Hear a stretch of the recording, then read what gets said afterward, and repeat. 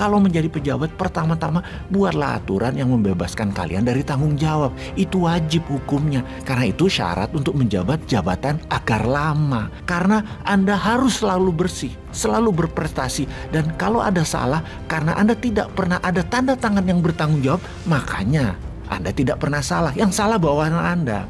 Yang kedua, orang yang tidak setuju dengan kalian, jangan kasih tempat bersuara di wilayah kerja kalian. Kalian harus pastikan semua orang berada di jajaran kalian adalah orang kalian. Tidak ada tempat strategis buat orang yang tidak sefaham, walaupun pintar dan terbukti berhasil metodenya. Harus tidak ada prestasinya dan berada di luaran pengambil keputusan, setidaknya secara mayoritas adalah semua pendukung kalian. Sekali lagi, kalian bisa bikin apapun, karena kalian kan pemegang otoritas tertinggi. Jadi jangan gara-gara malu doang langsung mengundurkan diri. Hal itu tidak boleh terjadi. Di Wakanda hal itu tidak ada. Pejabat tidak akan pernah salah. Jadi tidak pernah ada yang malu selama menjabat. Jangan gara-gara malu kalian mengundurkan diri. Sehingga jabatan-jabatan lain yang kalian incer jadi tidak pernah tercapai. Hilang masa depan kalian hanya gara-gara malu. Jangan sampai hal itu terjadi. Kalian harus ubah dan atur semua untuk kepentingan kalian. Ingat, kalian pemegang jabatan otoritas tertinggi. Semua bisa dikondisikan.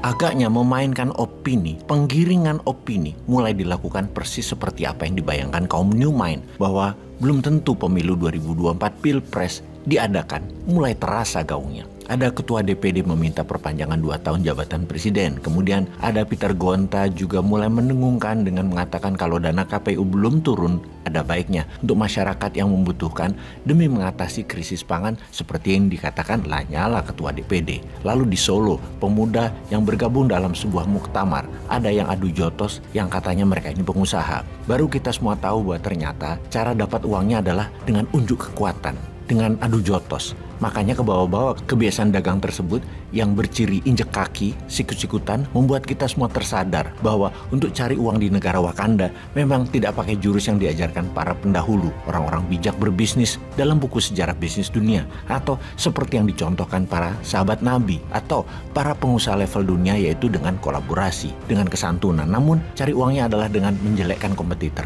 mematikan kompetitor, saling hujat, menginjak kaki, menjotos lawan, merangkul penguasa untuk mematikan lawan. Dan apa sih yang menyebabkan mesti begitu? Harta, tahta, perpanjangan jabatan.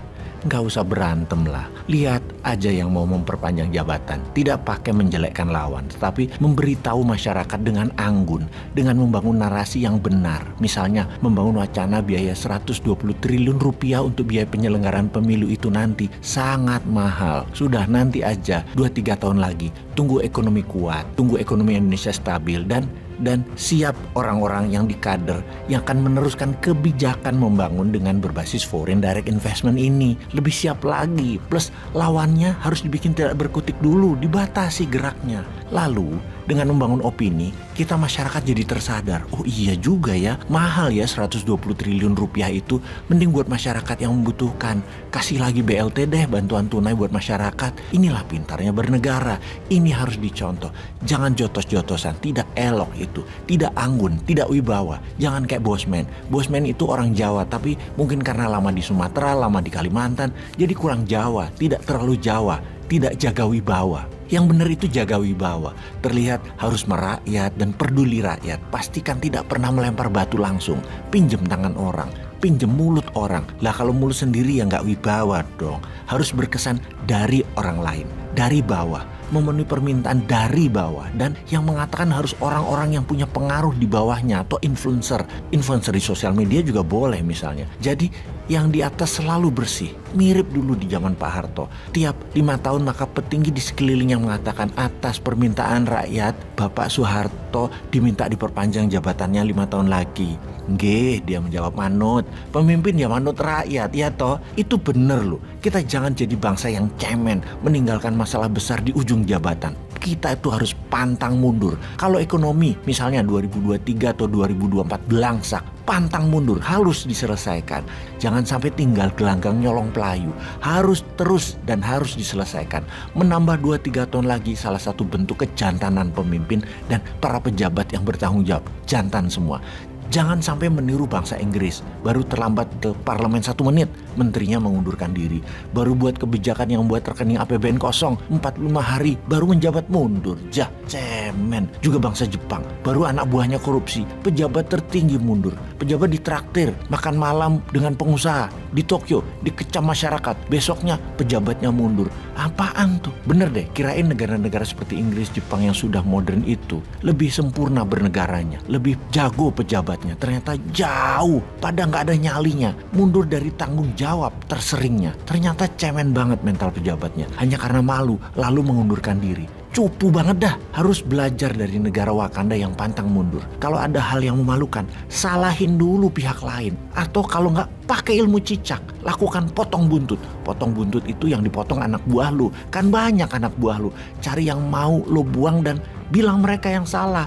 Dan mereka tanggung jawab, potong tuh kepala dinas olahraganya Tokyo misalnya, atau kapolseknya Tokyo. Kalau lu dituduh makan duit olimpiade, bisa dibuang semuanya, jangan langsung ngundurin diri, mutasi aja langsung anak buah yang salah tadi. Kalau menjadi pejabat, pertama-tama buatlah aturan yang membebaskan kalian dari tanggung jawab. Itu wajib hukumnya, karena itu syarat untuk menjabat jabatan agar lama. Karena Anda harus selalu bersih, selalu berprestasi, dan kalau ada salah, karena Anda tidak pernah ada tanda tangan yang bertanggung jawab, makanya Anda tidak pernah salah, yang salah bawahan Anda. Yang kedua, orang yang tidak setuju dengan kalian, jangan kasih tempat bersuara di wilayah kerja kalian.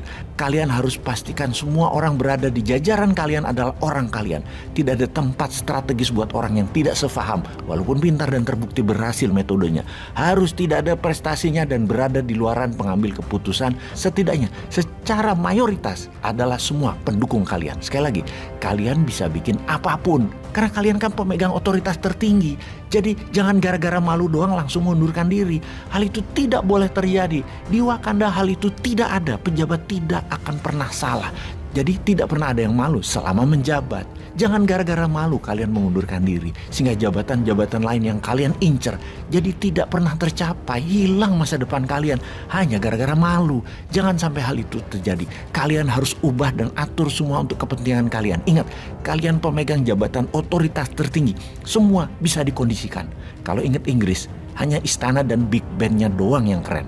Atau kalau kebayang Jepang, hanya elektroniknya doang yang kalian keren. Kalau mental pejabatnya mah dibanding sama Wakanda, jauh. Berani dah dilawan. Paham ya? Sekarang sahabat, ayo dukung penghematan dana negara yang sudah semakin terbatas, semakin tipis. Mending untuk rakyat langsung yang membutuhkan. 2-3 tahun lagi aja pemilunya.